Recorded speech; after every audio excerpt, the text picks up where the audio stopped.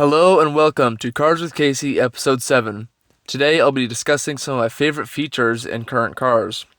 Obviously, some of these features are good enough that they've become standard on all or almost all modern cars. For example, climate control and AC. Safety equipment such as seatbelts, airbags, and backup cameras are also nice. Some features aren't really seen on modern cars. But let's start with body styles. There are many body styles for cars and trucks, from simple little roadsters to land yacht SUVs. Being tall, one of my favorite features on a body style is a lift-back hatch. I also prefer the trunk space to be connected to the cockpit, so to allow for access from inside the vehicle. Some examples of this are the 1968 through 2013 Chevrolet Corvettes, the 1982 through 2002 Pontiac Firebirds, or the Polestar 2. The lift-back hatch design allows for easier access for tall people, such as myself, without needing an absurdly tall vehicle.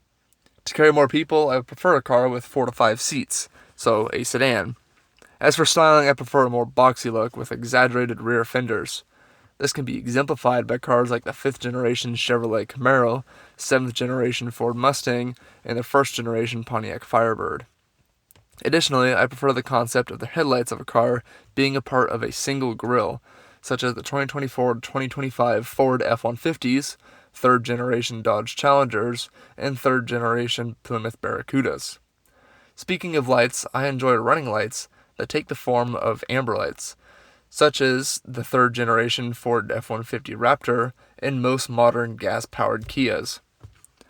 Next, I'll look over drivetrain features. I obviously prefer engines that maximize power, efficiency, and reliability, as would anyone.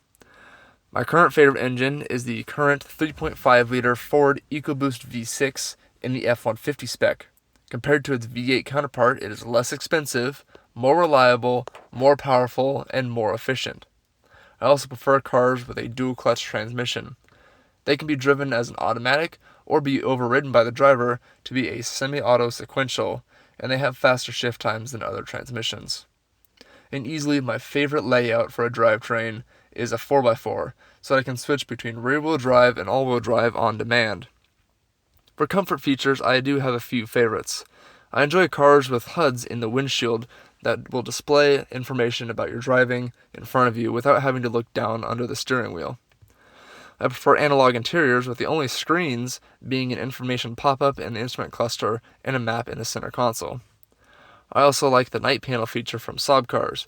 It was a feature that would allow you to turn off all the lights in the vehicle with the exception of the lower end of the speedometer.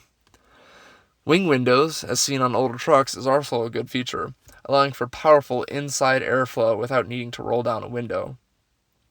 As mentioned previously, I enjoy features like climate control, AC, and I also enjoy heated and cooled seats, and seats that are moved manually.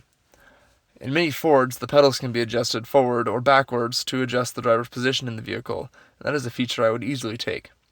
As for other features now considered standard, key starts, power windows, power steering, power brakes, and more are obvious choices.